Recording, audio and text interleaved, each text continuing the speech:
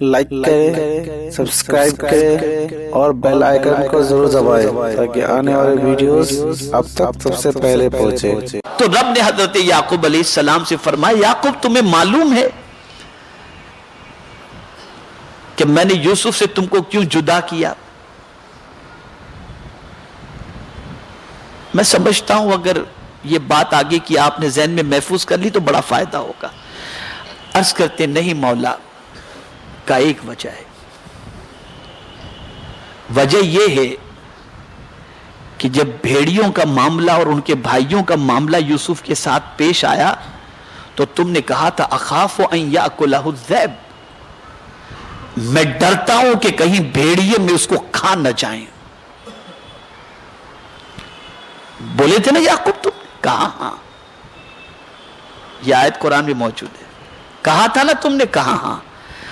کہا یعقوب تمہاری نظر بھیڑیوں پر اور بیٹوں پر پڑی، میرے کرم پر نہیں پڑی۔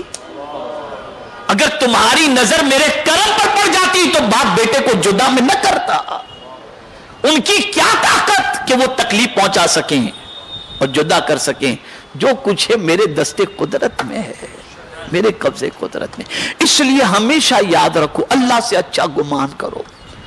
اسی لیے کبھی ڈراؤنے خواب بھی دیکھو تو میرے پاس تو لائن لگی رہتی ہے تعبیر پوچھنے والوں کی، آتے رہتے یہ خواب دیکھا، وہ خواب دیکھا، ڈراؤنا دیکھا، ایسا دیکھا، ویسا دیکھا۔ ٹھیک ہے، بعض خواب اپنی جگہ پر ہیں، اس کی تعویل بھی رکھی گئی ہے اور کتابوں کے اندر موجود بھی ہیں، لیکن اگر کوئی ایسا خواب جس کی تعبیر غلط بھی ہو رہی ہو تو صوفیاء کرام فرماتے بس اسی وقت یہ کہو کہ مولا یہ تعبیر تو غلط بتا رہی لیکن میں تجھ سے اچھا گمان کرتا ہوں، اس سے اچھائی میں تو بدل دے۔ اللہ کرم فرما کر اس سے اچھائیوں میں بدل دے گا۔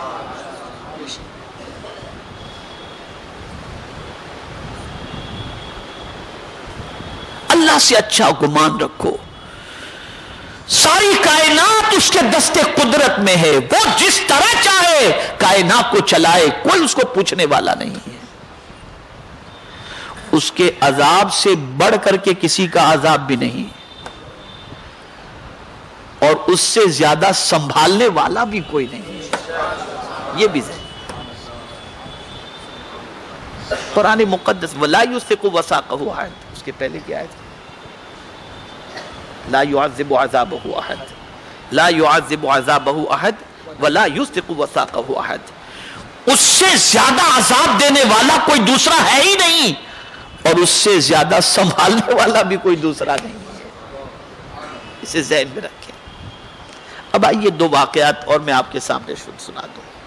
ایک بندے کو امام غزالی رحمت اللہ تعالی علیہ نے کیمیاء سعادت میں لکھا ہے کہ ایک بندے کو 1000 سال تک جہنم میں رکھا جائے گا، اور وہ جہنم سے چیخ و پکار کر رہا ہوگا یا حنان یا منان۔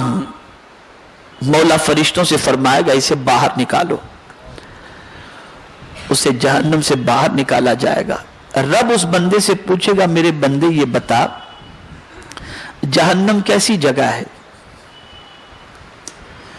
وہ بندہ عرض کرے گا بدترین جگہ ہے مولا، مولا بدترین جگہ ہے جہنم۔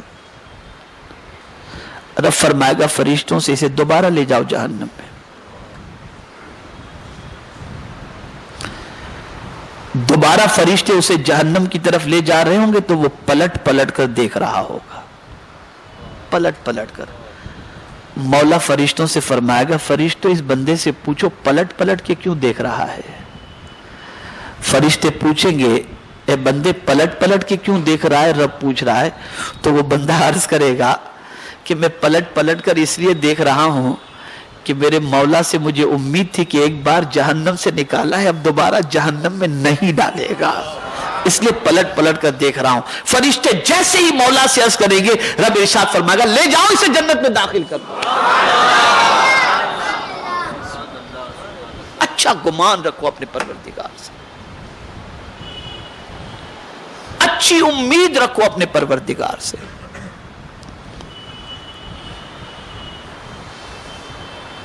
نیکی کر کے ڈرتے رہو کہ کہیں رد نہ ہو جائے، اور گناہ کر کے اللہ کی بارگاہ میں مغفرت کی امید سے روتے رہو. اگر یہ دونوں سچویشن ہے تو سمجھ لینا کہ آپ کا ایمان اللہ عز و جل نے صحیح رکھا. یاد رکھیں ایمان کی جگہ دل ہے, اس کا اظہار وجود سے کرو. ہاتھ سے بھی ایمان ظاہر ہو, دل سے بھی ایمان ظاہر ہو, زبان سے بھی ایمان ظاہر ہو, اس کو اچھی طرح سے ظاہر کرو. ہمارا حال تو یہ ہے, نماز پڑھتے ہیں تو نیت کرتے ہیں 2 رکعت فرض اللہ کے واسطے, میرا کعبہ شریف کی طرف. حج کے لیے جاتے ہیں, حج اللہ کے لیے, زکوٰۃ اللہ کے لیے, روزہ اللہ کے لیے, سب یہ عبادات اللہ کے لیے. اور باقی زندگی کس کے لیے؟ اور باقی کی زندگی کس کے لیے؟ ہونا یہ چاہیے عبادات بھی تیرے لیے, اور جینا بھی تیرے لیے, اور مرنا بھی تیرے لیے. یہ ہونا سب کچھ اس کے لیے ہو.